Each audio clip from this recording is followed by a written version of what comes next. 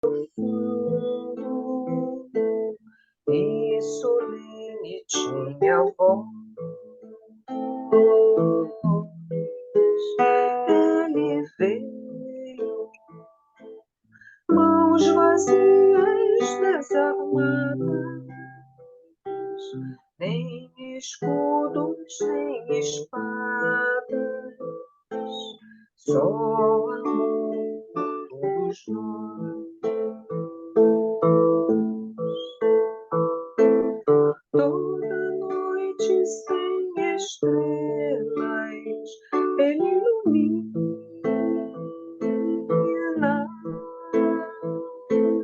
e as nuvens mais escuras ele desfaz.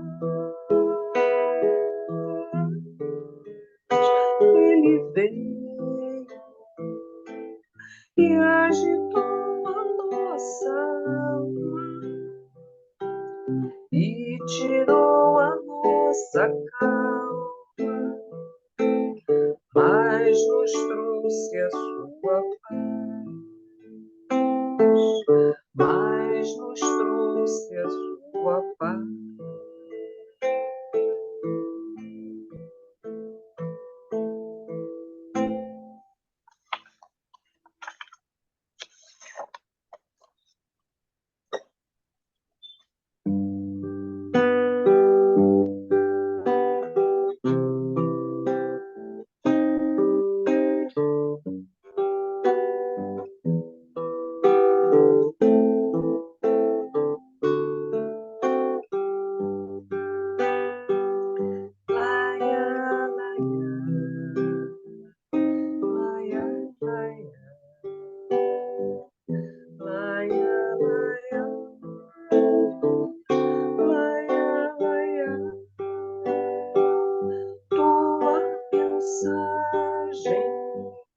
Divino Mestre, é a mensagem de paz e amor. Levanta o fraco, anima o forte, traz sempre alívio ao sofredor. Na tua senda, o caminheiro não sente o peso da sua cruz, porque caminha fitando o céu e te sentindo, Mestre Jesus. Laia, laia, laia, laia,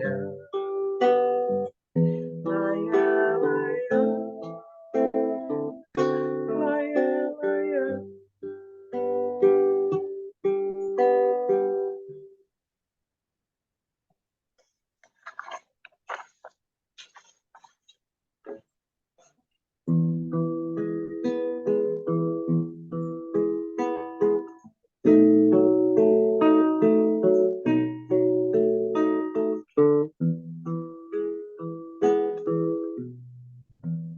Contam que Jesus certo dia andava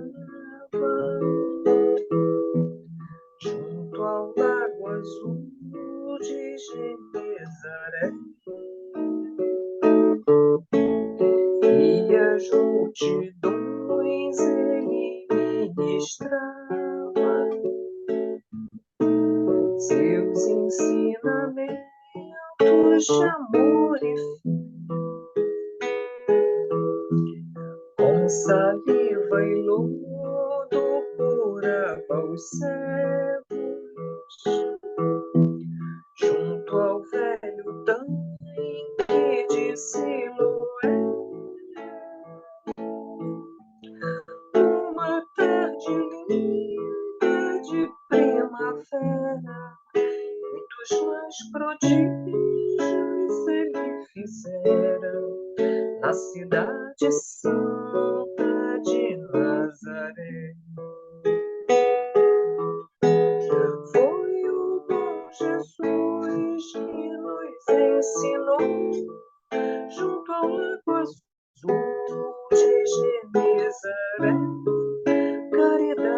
amor, bondade, luz, verdade, fé. Tanto no Tabor, em Jerusalém, quanto na Betânia, em Genezaré. Ele foi caminho, verdade e vida, como ainda é. Tanto no Tabor, em Jerusalém, quanto na Betânia, em Genezaré. Ele foi caminho, verdade e vida, como ainda é.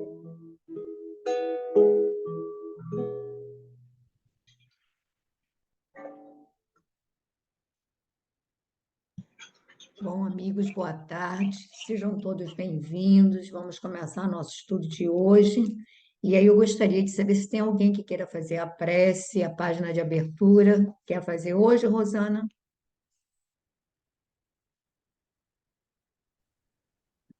Posso fazer.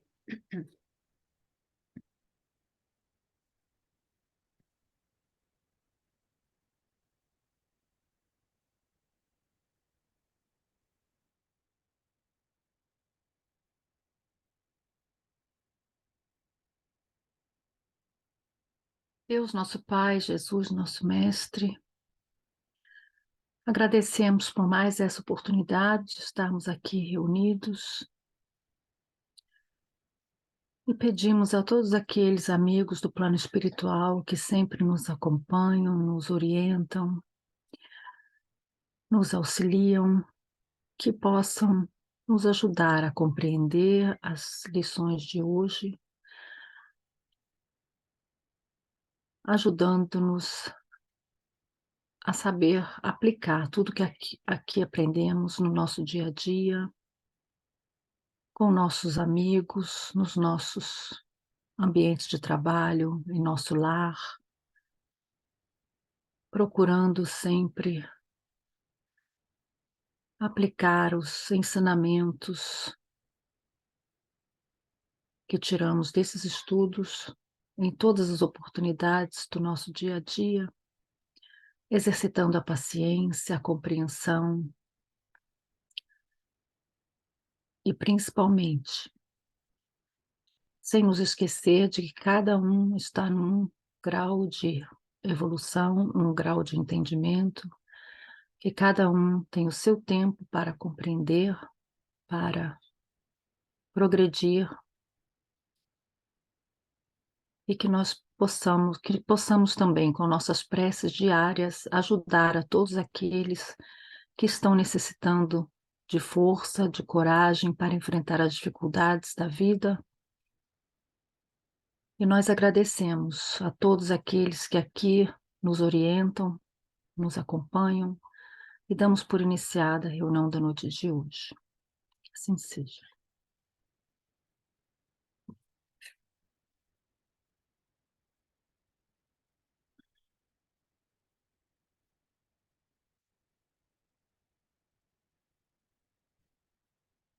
É o capítulo 147?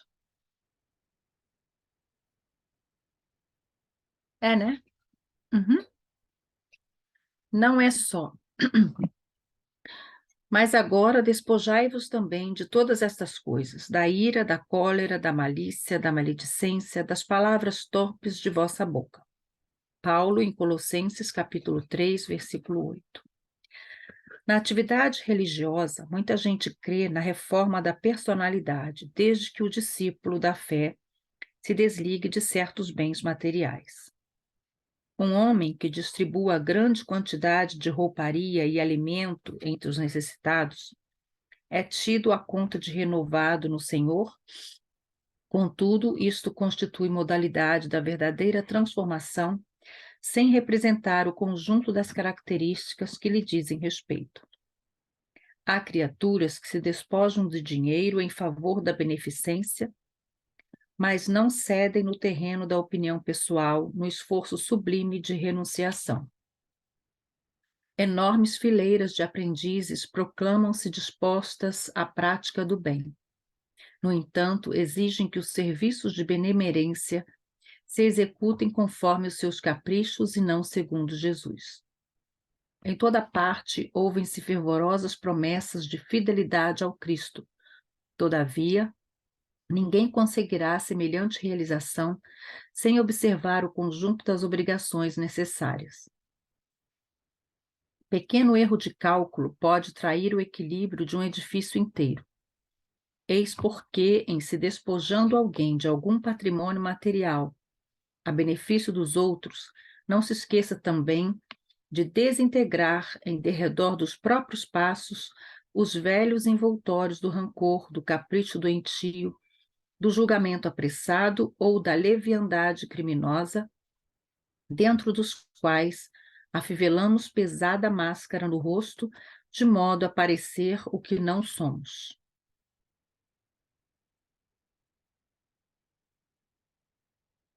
Essa semana eu recebi também de um outro grupo uma mensagem parecida, né, que diz assim, as pessoas se alimentam bem, né, alimentação saudável, dormem cedo, fazem esporte, fazem preces, mas não tiram, né, do coração o rancor, a amargura, ou a raiva, ou qualquer outro sentimento negativo que também prejudica a nossa saúde, né? E eu acho que isso se aplica também não só à saúde do corpo, mas também à saúde mental e à saúde espiritual, né? E aqui essa mensagem eu acho que não diz nada diferente, né?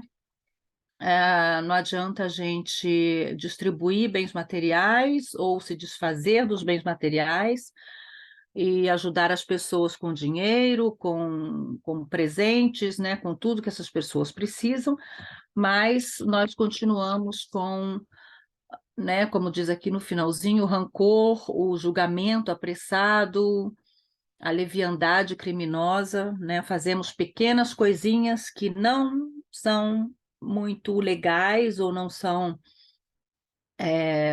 muito boas para as outras pessoas e achamos que só por distribuir os bens materiais nós estamos, né, fazendo a caridade e agradando Jesus, né? Muita gente também, em cada frase que fala, tem Jesus no meio, né? Mas até para falar mal dos outros tem Jesus, né? Que Jesus me livre, porque essa pessoa, né, falam vários palavrões, mas o Jesus está ali no meio, e isso aí eu acho que tem até aqui, né, um parágrafo que fala também sobre isso, né? Fervorosas promessas de fidelidade ao Cristo, todavia ninguém conseguirá semelhante realização sem observar o conjunto das obrigações necessárias, né? E as obrigações não são só ajudar os outros, né? Fazer caridade material, tem a caridade espiritual, moral, né? Então é isso aí. Vocês podem continuar.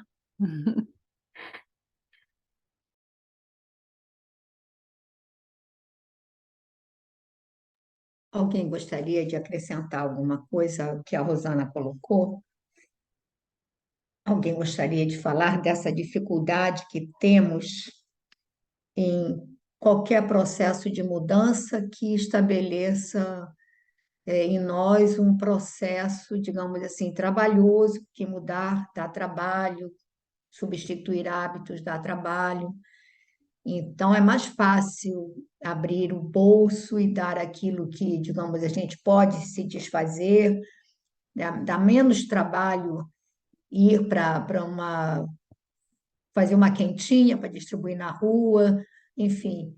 A pessoa tem gente que diz que, nossa, pessoas da família dizem assim, eu só queria que em casa ele fosse parecido com o que ele é na casa espírita. Então a pessoa acaba sendo aquela coisa, né, assim, a boa vontade, prestimosa, etc. e tal, e na vida pessoal temos uma dificuldade enorme de sermos gentis, de sermos pacientes, tolerantes. E isso aí é que é difícil, né? Estabelecer uma mudança de comportamento é difícil, né? Eu acho que é difícil mesmo.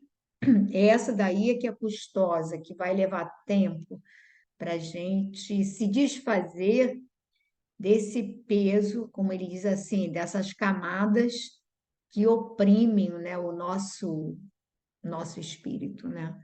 Alguém gostaria de acrescentar mais alguma coisa? Eu acho que é por aí mesmo, né? Não? Ninguém quer falar nada? Então, vamos para há 2000 anos, que está assim, uma parte bem, bem comovente, né, do capítulo.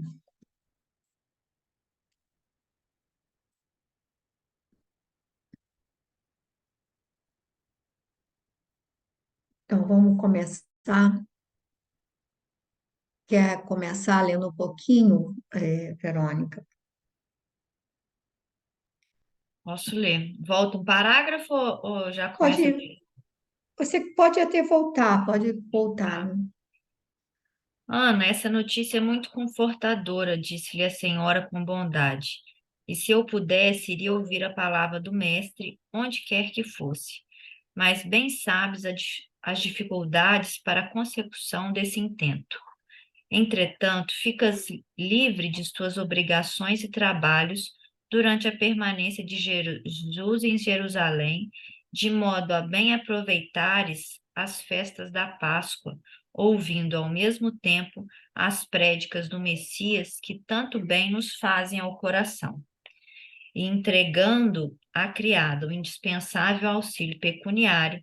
Observava que Ana partia satisfeita em demanda das cercanias do Monte das Oliveiras, onde estacionavam massas compactas de peregrinos, entre os quais se notava a presença do velho Simeão de Samaria, romeiro desassombrado que não trepidara, apesar da idade avançada, em aderir ao movimento das peregrinações pelos mais escabrosos e longos caminhos. Em casa de Lentulus, não havia tanto interesse pelas grandes festividades do judaísmo. Um único motivo justificava a presença do senador em Jerusalém naqueles dias turbulentos: a busca incessante do filho, que parecia perdido para sempre. Diariamente ouvia os servos de confiança após as diligências empreendidas e, de instante a instante, sentia-se mais acabrunhado por acerbas desilusões, considerando a luta inútil naquelas pesquisas exaustivas e frutíferas. Na vivenda clara e ajardinada, as horas passavam vagarosas e tristes. Embalde se movimentavam as ruas, patrulhadas por soldados e cheias de criaturas de todos os matizes sociais. O vozerio das ruidosas manifestações populares transpunha aquelas portas quase silenciosas, como ecos apagados de rumores longínquos. A penosa situação conjugal em que se colocara separava o senador da mulher, como se estivessem irremediavelmente distantes um do outro e destruídos laços sagrados do coração. Continua mais um pouquinho? Está bem descritivo aqui, né? Eu acho que dá para continuar mais um pouquinho, Tá. Verônica. Foi a esse retiro de calma aparente que Ana voltou certa manhã, passados alguns dias, a fim de cientificar a senhora da inesperada prisão do Messias. Com a simplicidade espontânea e sincera da alma popular que ela encarnava, a serva humilde historiou, com os mais íntimos pormenores, a cena provocada pela ingratidão de um dos discípulos, em virtude do despeito e da ambição dos sacerdotes e fariseus do templo da grande cidade israelita. Amargamente compungida e face do acontecimento, Lívia considerou que, se fosse no outro tempo, recorreria imediatamente à proteção política do marido, de modo a evitar ao profeta de Nazaré os ataques das ambições desmesuradas. Agora, porém, reconhecia não lhe ser possível socorrer-se do prestígio do companheiro em tais circunstâncias. Mesmo assim, procurou-se aproximar-se dele por todos os modos, embora improficuamente. De uma sala contígua ao seu gabinete, notou que Públio atendia a numerosas pessoas que o procuravam particularmente em atitude discreta. E o interessante é que, segundo as suas observações, todos expunham ao senador o mesmo assunto, isto é, a prisão inesperada de Jesus Nazareno, acontecimento que desviara todas as atenções das festividades da Páscoa, tal interesse despertado pelos feitos do Mestre em todos os espíritos. Alguns solicitavam a sua intervenção no processo do acusado. Outros, da parte dos fariseus ligados aos sacerdotes do Sinédrio, encareciam aos seus olhos o perigo das pregações de Jesus, apresentado por muitos como revolucionário inconsciente contra os poderes políticos do Império. Parar, né? Então, aqui, a primeira parte eu achei que foi bem descritiva, né? Ela contando que Jesus tinha chegado ali até Jerusalém por ocasião das festividades da Páscoa. Ela libera a serva Ana para participar, né? Ela não precisava realizar suas atividades diárias. E vem falando como que estava a cidade, já foi dito até antes, né? Que a cidade estava fervilhando de pessoas. Mas o que é mais importante aqui foi que depois de um tempo, ela vem a escrava Ana voltou certa manhã, passados alguns dias, a fim de cientificar a senhora da inesperada prisão do Messias. Então, Ana vem contar para Lívia que Jesus tinha sido preso, né, em razão do acordo travado entre Judas e os fariseus do templo.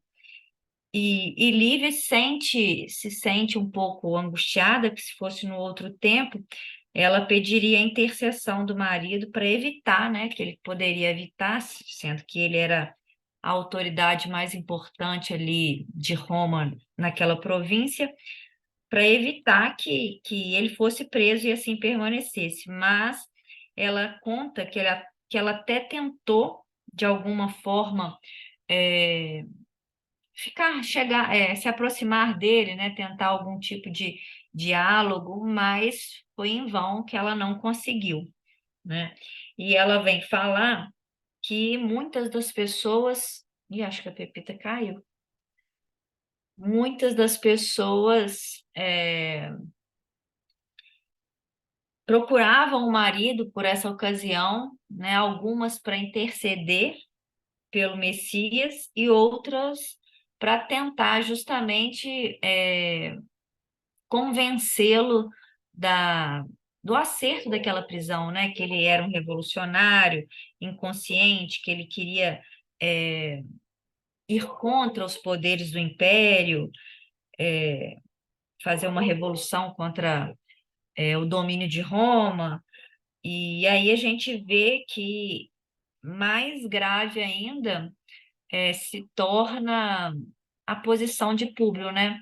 Primeiro momento, né? Todo o compromisso que ele tinha antes de reencarnar, né? Que já tinha sido planejada essa reencarnação, com essa possibilidade dele traçar novo rumo, né? Para ser menos orgulhoso e menos vaidoso. Não tinha sido ainda até então aquele momento proveitosa. Depois ele encontra pessoalmente Jesus de Nazaré, embora ele fique hesitante, embora ele queira aceitar aquela proposta que fazia sentido no coração dele, mas o orgulho ainda assim o impede de aceitar essa nova proposta do cristianismo, e ele rechaça qualquer possibilidade, acredita que aquilo ali é uma mistificação. E agora a gente vê que ele tinha ali em suas mãos a oportunidade de impedir a prisão de Jesus e, consequentemente, a sua crucificação, né? E, e ele também não faz, e eu acredito que isso também vai pesar, né, na sua consciência, né, futuramente. Falem aí.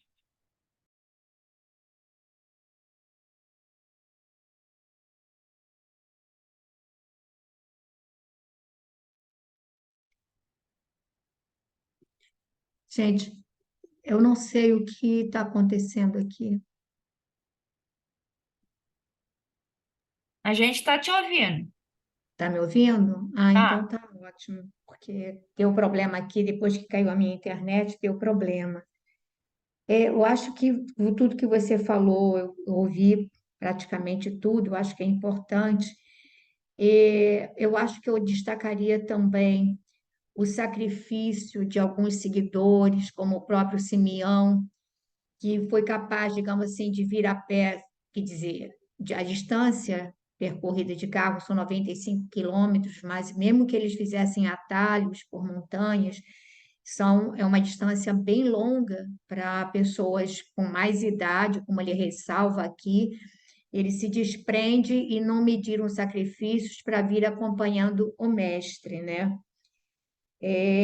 O fato que a gente acaba tão focado na questão, a gente esquece de ver assim essa situação, a penosa situação conjugal em que se colocara, separava o senador da esposa, como se estivessem irremediavelmente distantes um do outro, ou seja, ele coloca a coisa de uma maneira que não tem condição de reverter, ou seja, há um distanciamento aparentemente definitivo. E tudo por uma coisa, digamos assim, criada mentalmente por ele, uma coisa que não é um fato que não é verdadeiro e que se coloca ali como algo, digamos assim, definitivo. E a partir daí a gente vai ver quantas coisas se desenrolam ou não podem ser realizadas e que interferem em todas as outras atitudes que ele, o Públio, vai tomar e ela, né, vai acabar assim, desencadeando toda a situação que a gente vai ver para frente. Mas eu até gostaria de ouvir vocês também, até porque, digamos, eu estou aqui, não sei nem se como é que está isso. Alguém gostaria de falar alguma coisa a mais?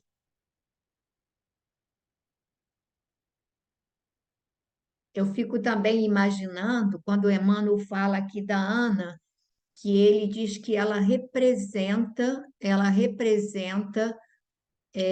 a imagem popular, simples, né, ao mesmo tempo espontânea, com uma certa ingenuidade, mas ela seria a representação de um povo, mas de um povo, digamos assim, de sentimentos, aonde que ele vai dizer, com a simplicidade espontânea e sincera da alma popular que ela encarava, a serva humilde, aí ele vai falar que ela conta toda a coisa. Então a gente vê na Ana essa figura que tem um peso que a gente não pode aquilatar, dado que ela vai continuar, né, nessa narrativa. Alguém mais gostaria de se pronunciar? Vocês estão me ouvindo? Sim? Se ninguém quer falar, então vamos prosseguir a leitura. Sandra, você quer ler um pedacinho? Leio sim. Debalde esperou Lívia que o marido lhe concedesse 2 minutos de atenção no compartimento próximo do seu gabinete privado. Sua ansiedade tocava o apogeu quando lobrigou a figura de Sulpício Tarquínios, que vinha da parte de Pilatos solicitar ao senador o obséquio da sua presença imediatamente no palácio do governo provincial, a fim de resolver um caso de consciência. Públio Lentulus não se fez rogado, ponderando os deveres de homem de Estado, concluiu que deveria esquecer quaisquer prevenções da sua vida particular e privada, marchando ao encontro das obrigações que devia ao império. Lívia perdeu, então, toda a esperança de implorar-lhe auxílio para o mestre naquele dia. Sem saber por quê, intensa amargura invadia-lhe o mundo íntimo, e foi com a alma envolta em sombras que levou o Pai Celestial às suas preces fervorosas e sinceras, por aquele que seu coração considerava lúcido emissário dos céus, suplicando a todas as forças do bem livrassem o Filho de Deus da perseguição e da perfídia dos homens. Ao chegar à corte provincial romana, naquele dia inesquecível de Jerusalém, Públio Lentulus foi tomado de extraordinária surpresa. Ondas compactas de povo se adensavam na praça extensa em gritaria ensurdecedora. Pilatos recebeu com deferência e solicitude, conduzindo-o a um gabinete amplo, onde se reunia pequeno número de patrícios, escolhidos a dedo em Jerusalém. O pretor Sálvio, funcionários de destaque, militares graduados e alguns poucos romanos civis de nomeada, que passavam eventualmente pela cidade, ali se aglomeravam, convocados pelo governador, que se dirigiu a Públio Lentulus nestes termos: Senador, não sei se tivestes ensejo de conhecer na Galileia um homem extraordinário que o povo se habituou a chamar Jesus Nazareno. Esse homem foi agora preso, em virtude da condenação dos membros do Sinédrio, e a massa popular que o havia recebido nesta cidade, com palmas e flores, pede agora, nesta praça, o seu imediato julgamento por parte das autoridades provinciais, em confirmação da sentença proferida pelos sacerdotes de Jerusalém. Eu, francamente, não lhe vejo culpa alguma, senão a de ardente visionário de coisas que não posso ou não sei compreender, surpreendendo-me amargamente seu penoso estado de pobreza. Para aí, Quer Pepe? comentar, Sandrinha? Acho que tem bastante coisa aí para você comentar. Tem. Então, vamos lá. Lívia não desiste de auxiliar Jesus, né? E todos aqueles cristãos que ela já amava, né? Então, ela percebe, com a chegada do Sulpício Tarquínios, né, que vinha trazer essa notícia, esse pedido de Pilatos, ela viu que a coisa não estava mais simples para que ela pudesse auxiliar como ela gostaria. E acredito que aqui, mais uma vez, se reforça o que vocês falaram antes, não é? Ela, em vez de pensar, orar a Jesus, orar a Deus, pensando no que ela estava passando, nos problemas pessoais que estava enfrentando, esse distanciamento dessa alma amada, né? Então, ela vai implorar auxílio para o Mestre, para Jesus. E ela se reveste pela própria sensibilidade, inclusive mediúnica, acredito aqui, né? Ela tem uma intensa amargura invadindo-lhe o mundo íntimo. Então, no fundo, o espírito muitas vezes se apercebe do que pode estar para acontecer, né? Nesse futuro próximo, mas ainda não tem a certeza do hoje. E ela já percebeu essa ambiência penosa, difícil, contra Jesus. Mas a prece dela, né, ela é fervorosa. Isso é muito importante para a gente lembrar nos nossos dias, né, nos nossos dias a todo momento. A prece que se faz, muitas vezes se questionava, ainda se questiona, de que a prece que se faz por outrem não tem uma condição de favorecer. Quando a gente aprendeu e aprende com a doutrina, com André Luiz, não é? Especificamente, assim, detalhadamente, que nenhuma prece se perde por quem quer que seja um malfeitor, seja aquele que suicidou-se, seja por aqueles a quem amamos, aqueles que acabam de partir, não importa.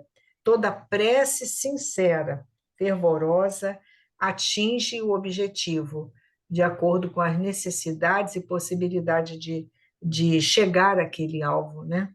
Para cada um. E mais adiante, ela mostra a importância desse contato de Pilatos com esse grupo, com essa equipe toda, e com o senador, principalmente, mostrando que ele escolheu a dedo, né? Patrícios escolhidos a dedo em Jerusalém. Então, o pretor Salvo e outros funcionários, e reparamos assim, que em nenhum momento mostra aqui que ele escolheu alguém do povo para também entrar como se fosse numa democracia, né?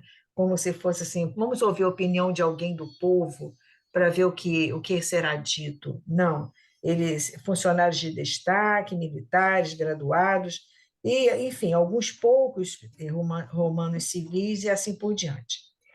Agora, esse diálogo dele, de Pilatos, com o senador, né, com o Públio, é incrível, né? Evidencia esse conhecimento que ele já tem sobre Jesus. Quer dizer, não sei se tivesse ensejo de conhecer na Galiléia esse homem extraordinário que o povo se habituou a chamar Jesus Nazareno.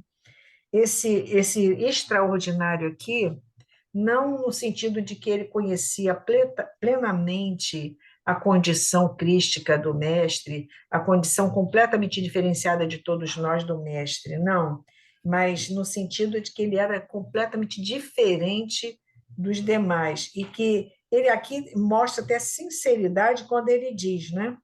Ele foi preso por causa da condenação dos membros do Sinédrio, e o que ele chama a atenção de Pilatos, e é o que chama a nossa atenção também, né?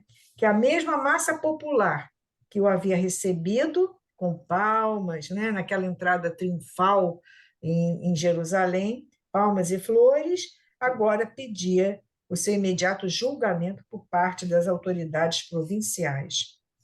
Aqui, eu penso assim, talvez fosse interessante, se fosse possível, pedir a Verônica que num dia, assim, até da nossa reunião mesmo, fora dela, a gente pudesse mostrar para nós, pelo conhecimento que ela tem, do absurdo desse processo contra Jesus, levando em conta os hábitos e os procedimentos, os costumes da época, tudo. Eu cheguei a ler todo o processo assim que aparece na internet há algum tempo atrás, e em nenhum momento você vê uma coerência jurídica para que isso ocorresse, né?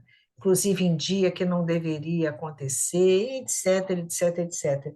Se a Verônica depois pudesse conversar com a gente, se vocês achassem também viável, eu acharia muito interessante, que seria um outro olhar de alguém que conhece, né, essa parte. Agora, Pilatos continua, e aí vem a questão da culpa, né, de cada um de nós. Quando você reconhece que aquele com quem você está, e que está em jogo a decisão, você reconhece que não lhe vê. Olha só, eu francamente não lhe vejo culpa alguma.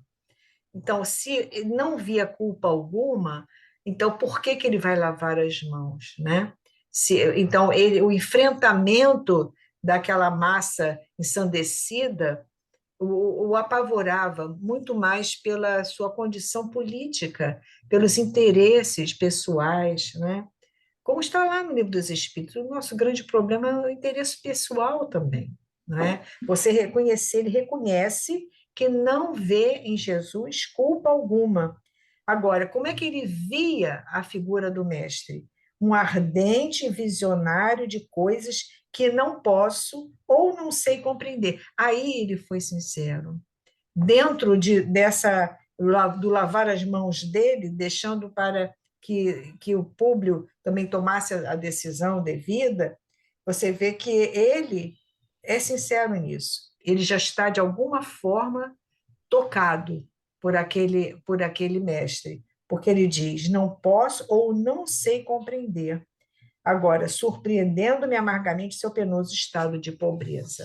Para ele, aquele homem não tinha não trazia nenhum perigo para aqueles grandes da sociedade, né? Para ele, estavam criando um problema para um homem que não merecia até, mas que ele não seria o que levantaria a favor da inocência dele, tomaria outras providências, que a gente sabe como aconteceu, né? É isso que ficou para mim aqui. Eu acho, sabe, Sandra, que se não me falha a memória, eu acho que Pilatos, né, mais tarde, ele acaba também se suicidando, não é isso? Eu até li no outro dia, não sei se vocês leram na internet, mas aí vem falando até de uma reencarnação já de Pilatos, e essas coisas a gente tem que Não, botar isso de aí eu olho, não né? sei. Eu digo assim, É. naquela existência, aí eu estava antes de começar o grupo de estudo, a minha irmã estava falando, e aí eu falei exatamente isso, que o pior é quando, por exemplo, ele está nesse ponto em que ele já reconhece que Jesus é uma figura de, de uma elevação que ele não compreende, de um caráter íntegro, de um sentimento muito mais aprimorado, quer dizer, alguém muito especial. Ele sabe que é inocente, mas por inconveniência pessoal, ele não queria atrito com os maiores do judaísmo, né? E quando ele faz questão de fazer a descrição das figuras que ele havia convidado para aquele momento, eu acho que ele faz questão de colocar isso porque só havia os romanos. Não havia ninguém do judaísmo ali para discutir ou para. Eram segmentos totalmente, digamos assim, distanciados, os romanos e os judeus. Então, naquela sala, ele poderia ter convocado algum representante do judaísmo para discutir ali, para chegar a um consenso, mas não, ele tenta separar as coisas. E aí, quando a gente, digamos assim, mais tarde, quando o remorso, quando ele for refletir sobre essas consequências, eu acho que é mais duro. Porque quando você não reconhece a grandeza do outro, não reconhece o direito do outro, tá bom, É a você sua saiu ignorância que está prevalecendo, né, Pois é, Pepe? você saiu atropelando por ignorância, por maldade, mas quando você já identifica a grandeza, É, e mesmo assim, por conveniência, você não toma, não tem coragem de tomar, e quantas vezes, de repente, nós não tomamos essa postura, nos encolhemos para não nos expor, né? Quantas vezes? Porque existe a coisa assim do bom senso, do equilíbrio, mas em outros momentos nos omitimos para não quero me envolver ou não quero, não é, não quero me desgastar e a gente se omite num posicionamento que pode ajudar a resolver uma situação. Então eu acho que isso aí é mais grave para ele. Quer dizer, ele vai ser mais dolorido para ele quando ele cair em si do passo que ele deu, da responsabilidade desse feito, vai ser muito mais doloroso. Eu fui em alguma coisa espírita que eu estava lendo e que falava sobre a vida dele, como ele tendo terminado mais anos depois pelo suicídio. Mas agora não me lembro onde foi que eu li isso. Alguém gostaria de tecer algum outro comentário? Que a Sandrinha já explanou bastante, a gente acabou. Mas alguém gostaria de tecer algum outro comentário sobre isso? Não? Então, Laura quer ler um pouquinho? Ô, Pepita, eu estou esperando uma ligação. Tá, Eu nem sei onde parou. Eu vou ver se a pessoa fala comigo. É do meu filho, tá? tá Aí pode bom. ser que eu tenha que parar de repente, Tá, tá? então eu vou pedir a Glória para ler. E eu não sei onde parou também. Eu Tá, fico para a Glória. próxima. É, é neste Comenos, né, que parou, né, que vai começando. é. Neste Comenos, penetraram na sala as duas irmãs, Cláudia e Fúvia, que tomaram assento nesse conselho íntimo de patrícios. Ainda esta noite, continuou Pilatos, apontando para a esposa, Parece que os augúrios dos deuses se manifestaram para minha orientação, pois Cláudia sonhou que uma voz lhe recomendava que eu não deveria arriscar minha responsabilidade no julgamento desse homem justo. Resolvi, portanto, agir em consciência, aqui reunindo todos os patrícios e romanos notáveis de Jerusalém, para examinarmos o assunto, de modo que o meu ato não prejudique os interesses do império, nem colida com o meu ideal de justiça. Que dizeis, pois, dos meus escrúpulos na qualidade de representante direto do Senado e do imperador entre nós neste momento? Vossa atitude, respondeu o senador, compenetrado de suas responsabilidades, revela o máximo critério nas questões administrativas. E recordando no íntimo os bens que havia recebido do profeta com a cura da filhinha, embora as dúvidas levantadas por seu orgulho e vaidade, continuou. Conheci de perto o profeta de Nazaré em Cafarnaum, onde ninguém o tinha na conta de conspirador ou revolucionário. Suas ações ali eram as de um homem superior, caridoso e justo, e jamais tive conhecimento de que a sua palavra se erguesse contra qualquer instituto social ou político do império. Certamente alguém o toma aqui como pretendendo a autoridade política da Judéia, cevando-se no seu nome as ambições e o despeito dos sacerdotes do templo. Mas já que guardais no coração os melhores escrúpulos, por que não enviais o prisioneiro ao julgamento de Antipas, a quem, com mais propriedade, deve interessar a solução de semelhante assunto? Representando nestes dias o governo da Galileia aqui em Jerusalém, acho que ninguém melhor que Herodes pode resolver em sã consciência um caso como este, considerando-se a circunstância de que julgará um compatrício seu, já que não vos julgais de posse de todos os elementos para proferir sentença definitiva neste processo insólito. Para, Pepita. Vamos parar aí. Bom, né? É grande isso aqui.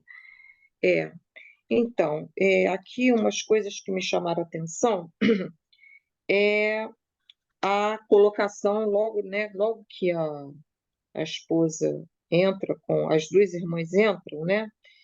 E ele vai colocar ali que a Cláudia tinha tido um sonho, e nesse sonho uma voz recomendava que ele não arriscasse a responsabilidade no julgamento desse homem justo, né? Então, vem uma advertência, né, para que ele não assumisse sozinho, não é, a responsabilidade daquele julgamento, né, através da esposa. Você vê, ele vai citar e ele vai citar um sonho. Eu achei isso interessante, um sonho e de uma mulher, né?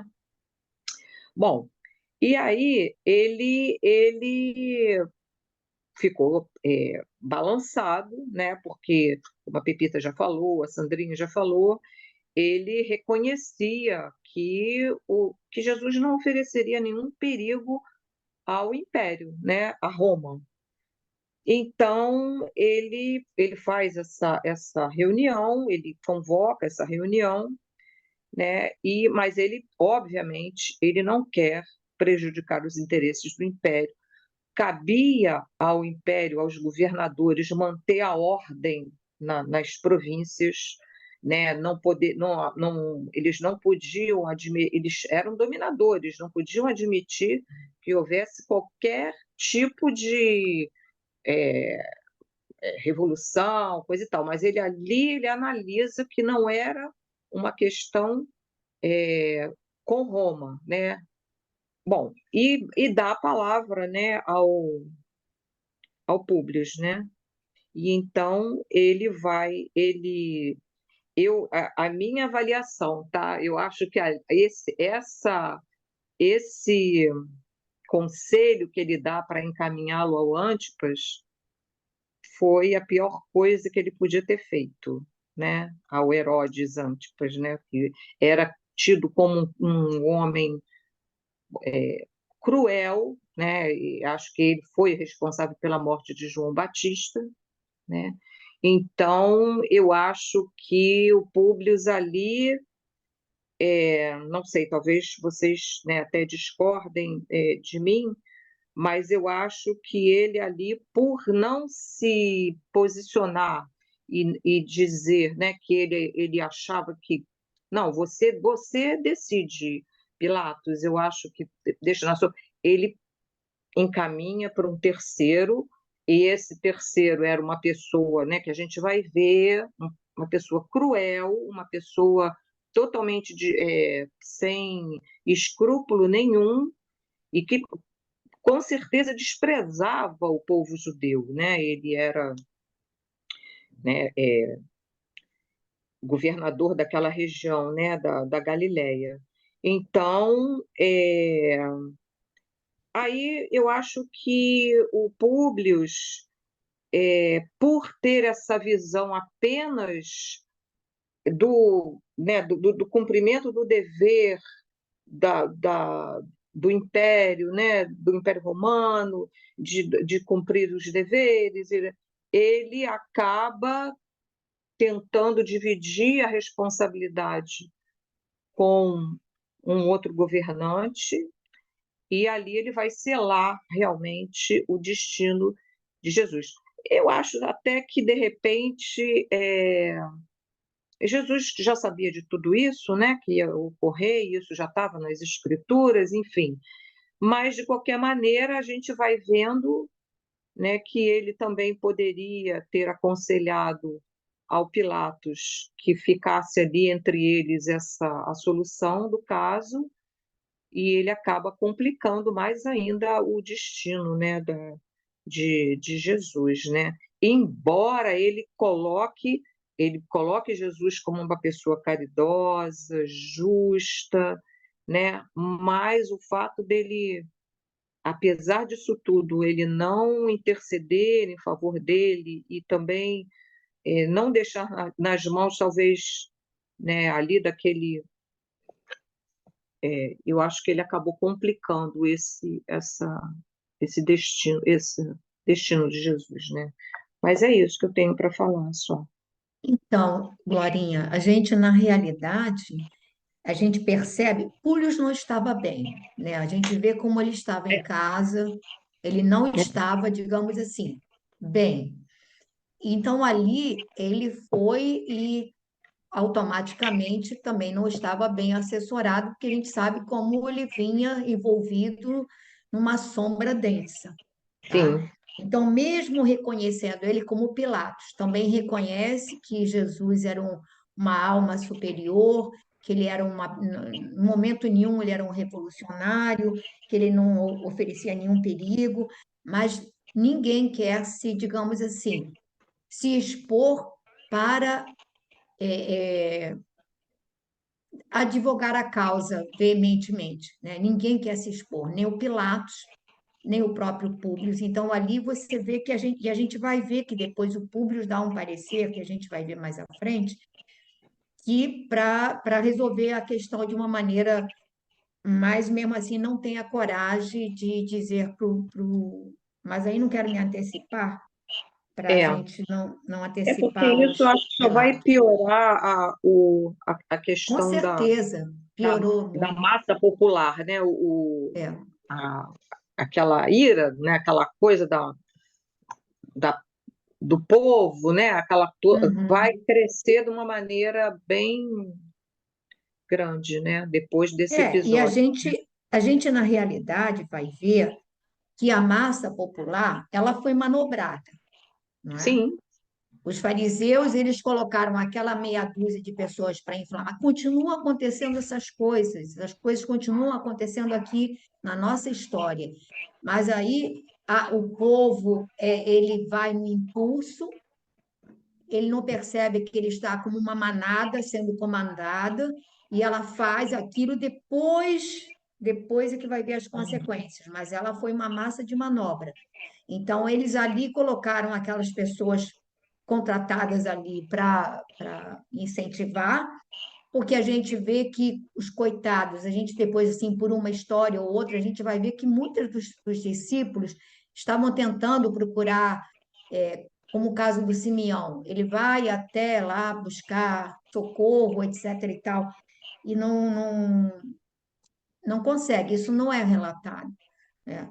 Mas aí a gente vê que muitos se escondem com medo, porque aí a pessoa tem medo né, dessas atitudes, dessas manobras assim mais radicais dos fariseus, e que o próprio Pilatos vai falar isso para frente, que eles eram temíveis, né, nesses seus acontecimentos, né? Mas vamos prosseguir então, a não sei que alguém queira falar mais alguma coisa. Não? A gente tem tempo? Pepita, Tem. eu Fala. fui ver sobre Pilatos, realmente não há uma unanimidade quanto ao fim dele, não, mas eu vi aqui, Pelos Caminhos de Jesus, Amélia Rodrigues Espírito, por Divaldo, né? No último capítulo, eu vou ler até o final, vem aqui dizendo na internet que ela afirma que ele suicidou-se, sim, mas é o penúltimo capítulo do livro. Mas eu vou ler até o final aqui, depois eu passo para vocês, tá? Eu tenho certeza que eu li numa obra espírita sobre É, isso, né? Não me Pelos lembro Caminhos de agora qual. Jesus, esse livro aqui, É, tá? Capítulo 24. tá bom. Bom, então quem que eu gostaria de continuar para ler um pouquinho? Você quer ler agora? Laura, Lúcia, alguém quer? Posso ler, Pepita? Tá, então tá ótimo. A ideia foi unanimemente aceita, sendo o acusado conduzido à presença de Herodes Antipas por alguns centuriões, obedecendo-se rigorosamente às determinações de Pilatos nesse sentido.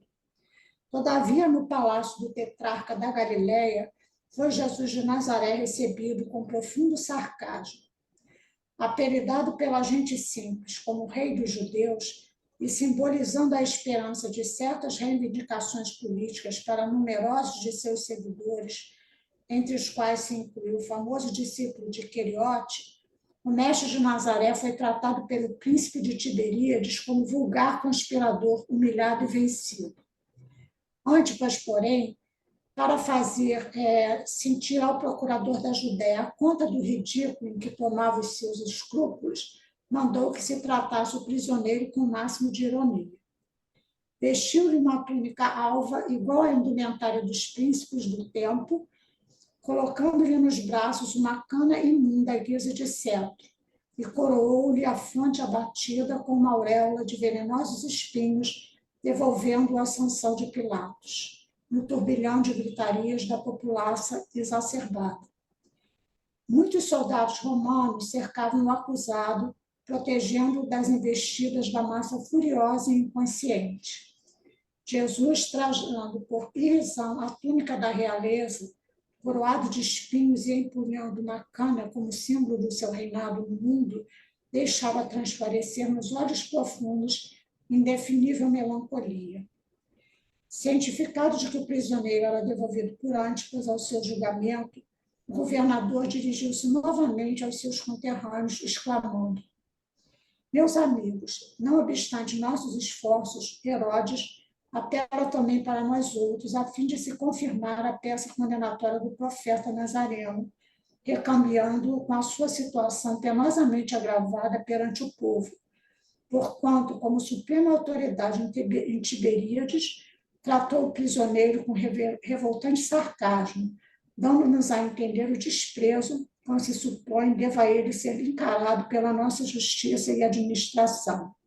Vamos parar aí, Laura, por favor? Já tem muita coisa para comentar. Eu vou falar um pouquinho, né? Você completa, né? Bom, eles aceitaram a ideia, né, de mandar Jesus até Herodes, né? E ele foi recebido lá com desprezo, né, por Herodes, né? Aqui, Pepita, uma dúvida. Quando ele fala assim, numerosos de seus seguidores, entre os quais se incluiu o famoso discípulo de Queriote. Isso é Judas de quem ele está falando? Então, Queriote é o nome da cidade de onde Judas era oriundo.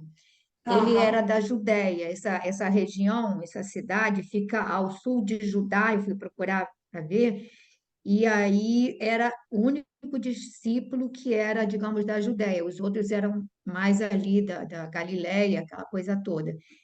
E, e aí ele acreditava, e Emmanuel aqui reforça isso, Judas acreditava, quer dizer, o entendimento que ele tinha das profecias, quando diziam que o Messias chegaria para libertá-los, eles não entendiam que era a libertação da mente, da consciência, né, Espiritual. dos princípios. Não, eles entendiam a libertação do povo escolhido das garras dos romanos. Eles queriam a supremacia do povo judeu. Eles queriam. E Certo. a gente vê isso pelo próprio, em Paulo e Estevão. O próprio Paulo, quando a gente começa a estudar Paulo e Estevão, ele diz que o sonho dele era ver a inversão do posicionamento, quer dizer, dos judeus dominando o mundo e podendo escravizar os romanos. Ele sonhava com isso. A gente vê isso em Paulo e Estevão. Aqui ele vai falar que muitos viam os milagres que ele fazia, ou seja, milagres entre aspas, as curas e tudo, a transformação da água em vinho, a multiplicação dos pães. Então, eles acreditavam que ele tinha poderes para reverter esse quadro e tornar Israel uma nação independente e com supremacia sobre as demais. E o próprio Judas Iscariotes, quer dizer, o Iscariotes, esse sobrenome é porque era a localidade de onde ele provinha.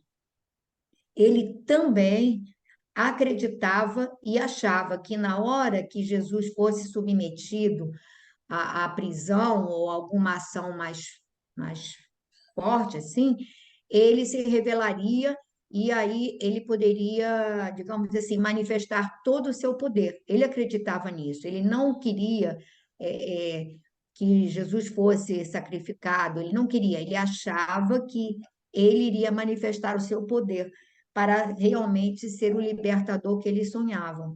E aqui Emmanuel reforça isso. E aqui ele se refere exatamente a Judas Iscariotes. Certo. Então, por isso que o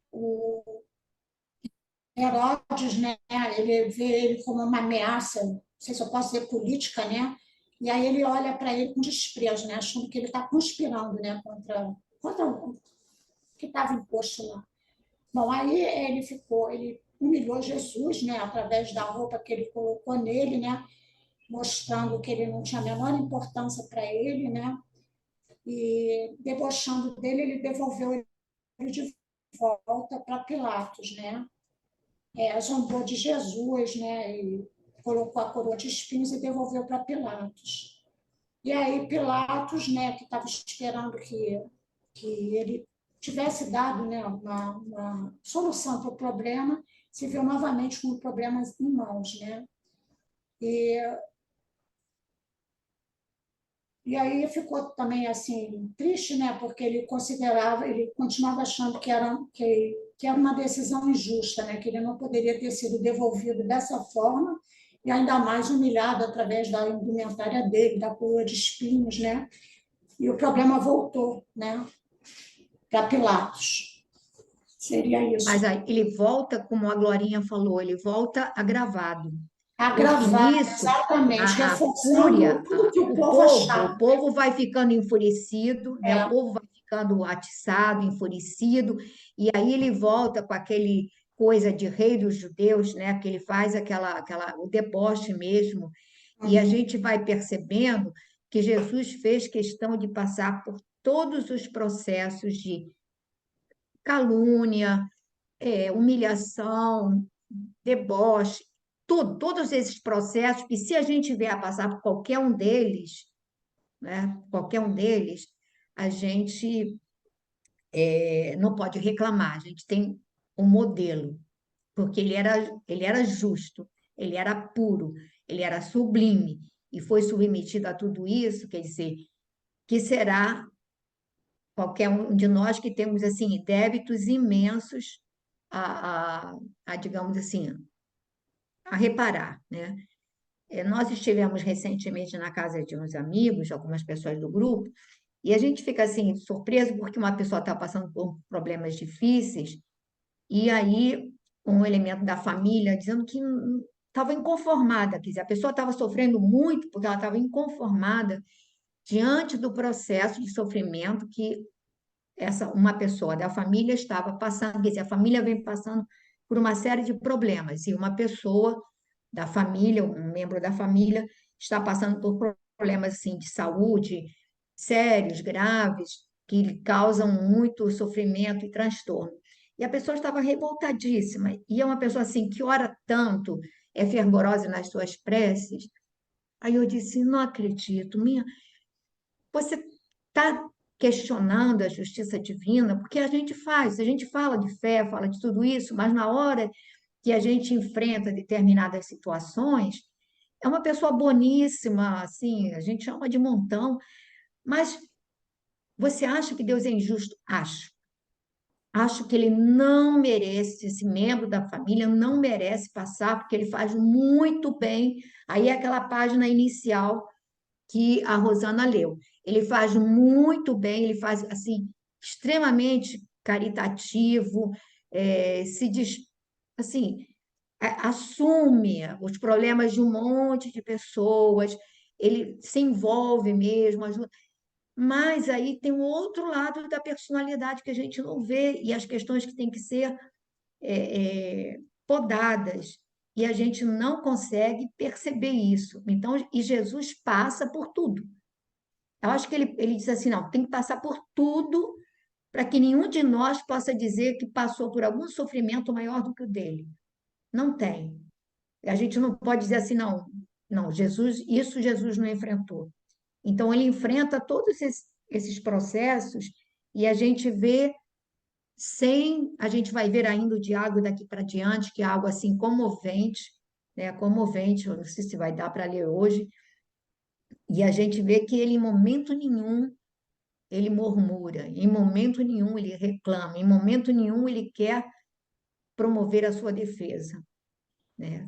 E Porque ele aqui, o Pepita disse que ele deixava transparecer nos olhos profundos indefinível melancolia, né? Uma frase assim bem marcante, né? O que estava se passando no íntimo dele, né? Acho que era a piedade por todos nós, né? Porque a gente estava longe de compreender qualquer coisa, né? Porque nós estávamos escrevendo a nossa sentença. É, Gente, isso aí foi um crime coletivo. Se nós participamos dessa questão, fazemos parte desse crime coletivo. Então, em momentos outros da história, vamos ter que resgatar coletivamente esse crime, se é que já não foi resgatado em algum momento. Mas o próprio Jesus, ele vai fazer a sentença de Jerusalém, do que vai advir, pelo que ela vai passar, por tudo isso, né? Então, a gente sabe que a gente está envolto nesse processo.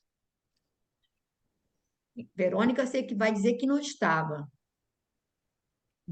Rafa, Pode falar, não pode sei. falar, Verônica. Não, é só uma pergunta. Quando está aqui, muitos soldados romanos cercavam o acusado, protegendo-os das investidas da massa furiosa e inconsciente. Tem umas páginas espíritas que até falam sobre isso, mas assim, é só curiosidade mesmo. Essas investidas da massa furiosa e inconsciente, vocês acham que é pela ignorância, porque ainda não tinha sido apresentado ainda, né, para fazer a escolha entre Barrabás, estava bem recente ali, os acontecimentos que ele fazia de benéfico para o povo, aquela entrada em Jerusalém, e assim, é como se virasse a chave, né? Vocês acham que foi uma obsessão coletiva, assim, uma fascinação, uma conjugação da atuação das trevas, ou não, que aquilo ali já estava dentro da gente, ou dentro das pessoas que lá estavam, e claro, foi utilizada também, né? É só Com certeza, Verônica. Pensa bem, as trevas sabiam quem ele era, né? Quando eles falam assim, nós sabemos, conhecemos o Cristo, sabemos quem é Paulo e você, quem é, né? Ou seja, eles sabiam muito bem quem era Jesus e o que ele trazia. E as trevas sempre, sempre combateram a luz, porque se a luz se expande, elas não têm espaço. Então, elas combateram. Agora, aquela tal história, ele estava escrito que ele passaria por tudo isso, mas ai daqueles que fomos a pedra de tropeço para esses acontecimentos. E eu acho que, digamos assim, essa população inflamada era inflamada pelos judeus. Ali havia, a coisa era orquestrada, né? E aí a coisa. E tem aquela fatia da população fanática, digamos assim, que ouviam pela lei, por aquilo, era fanatismo puro. E o fanático, ele delira, né? Ele é capaz de sair atropelando, né? Pelo menos eu vejo assim, né? Agora vocês podem também se colocar. Fala, Sandra. Além de muitos, né, que recebiam propina para agir daquela forma. Sim, com Quantos certeza. estropiados, pobres. Olha a atualidade disso, gente. Olha o movimento das massas. Processo obsessivo, sim. A Amélia Rodrigues ela fala claramente nisso. Processo obsessivo, sim. Mas, ao mesmo tempo, cada um respondendo pela sua própria consciência, né? Porque nenhum de nós sofre um processo de obsessão sem dar margem para que tal aconteça. Então, é fruto da ignorância? Tudo bem, isso vai ser levado em conta, mas abrimos a brecha para que tal ocorresse, né? Então, a propina existia, como existe até hoje, no movimento de massas, visando interesses outros, né, escusos, porque, na verdade, se a gente vê o que aconteceu com esse processo de Jesus, é o pior cenário de um momento jurídico infeliz da humanidade, né? É, Bom, eu quando vejo algumas coisas estão assim fora do controle, né, nos nossos contextos, eu me lembro de Jesus. Eu digo, gente, que a gente fica indignado porque certos processos jurídicos continuam acontecendo de maneiras arbitrárias, abusivas, enfim, sem lei, sem justiça. Aí eu lembro, bom, se Jesus, que era o expoente máximo de grandeza, né, de perfeição, passou. Então, estamos nós aqui vivenciando ainda, 2000 anos passados, ainda. Bom, acho que está na hora da Glorinha.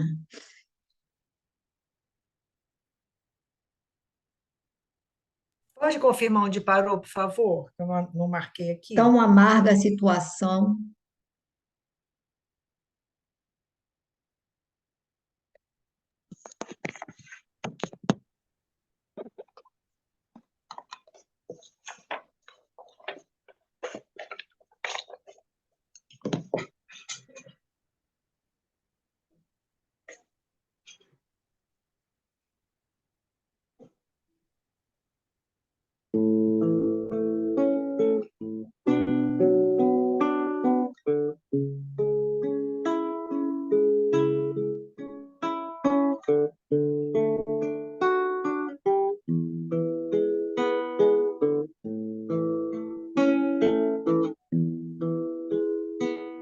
O mestre se aproxima em silêncio do semente, feliz e com amor, e me abraça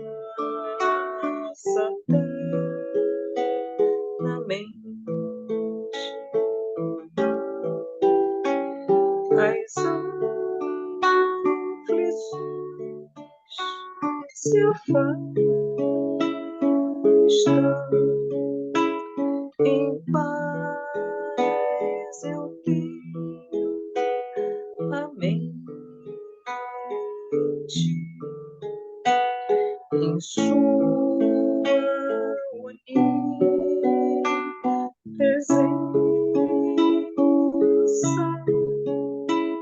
Eu vivo livremente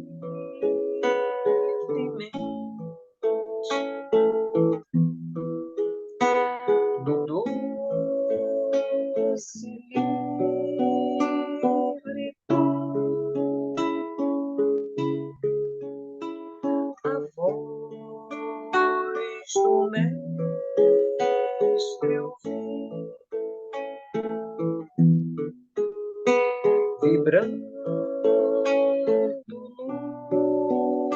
silêncio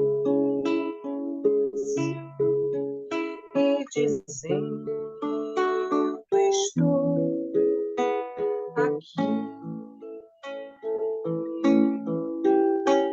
Meu coração se alegra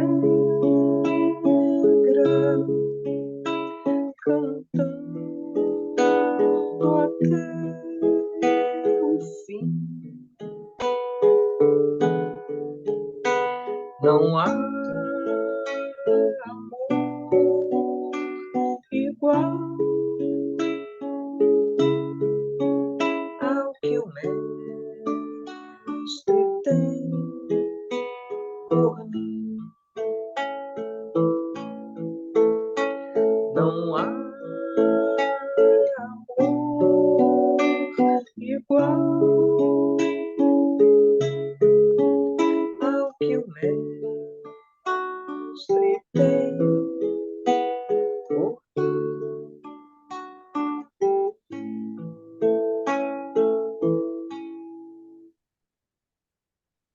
Então, nesse momento, nós agradecemos ao Pai pela oportunidade que recebemos desse encontro, pela oportunidade de ter acesso a essa parte da história de Jesus. Obrigada, Senhor, por esta dádiva, que possamos aprender com essas leituras a repensar nossas atitudes, a reavaliar nosso comportamento.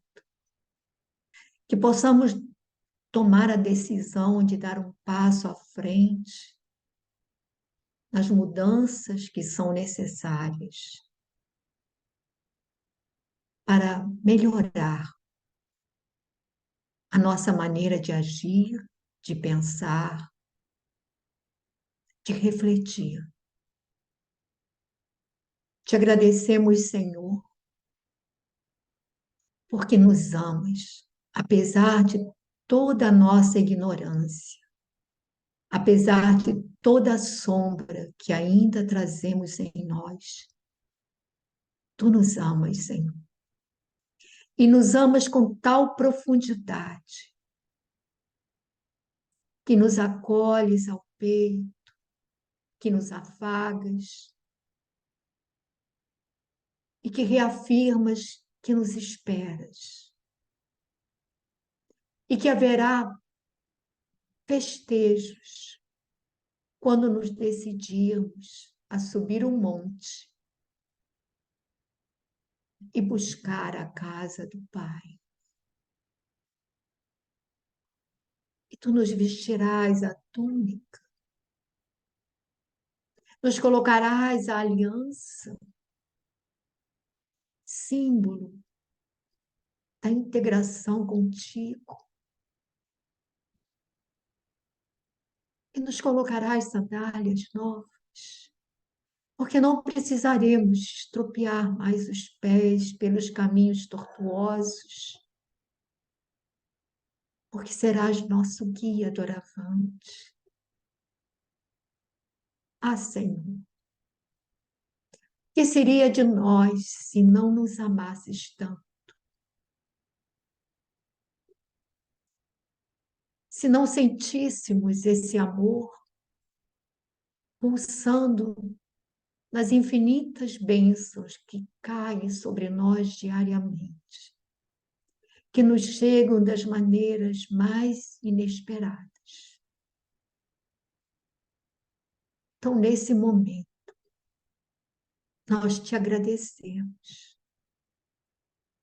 e te pedimos, Mestre, que possas envolver a todos esses irmãos que se encontram próximos, que vieram também para refletir sobre esses eventos.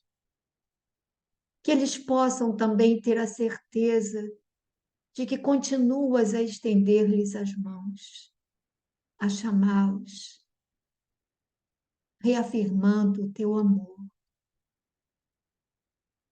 Não desistemos, meus amigos, não desistemos jamais. Empenhemo-nos, não façamos como Pilatos, não fiquemos na indecisão, apegados a interesses mesquinhos da hora que passa, e passa célere. Que possamos lembrar-nos que o reino que nos aguarda é o dos céus.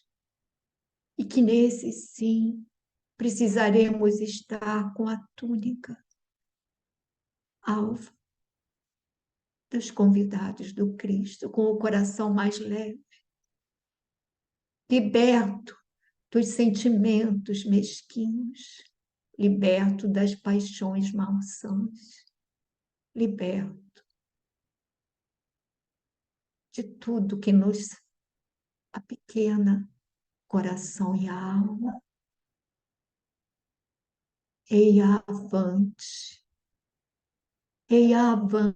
meus amigos, meus irmãos. Não esmoreçamos. Noites sombrias, por mais sombrias que sejam, terão uma alvorada. E o Senhor estará sempre conosco. Não esmoreçamos jamais. Que assim seja.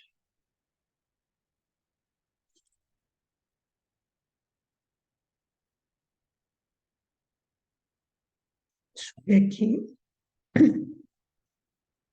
Fabi, não estou vendo aqui, mudou toda a minha configuração aqui, não estou vendo o negócio de parar de gravar.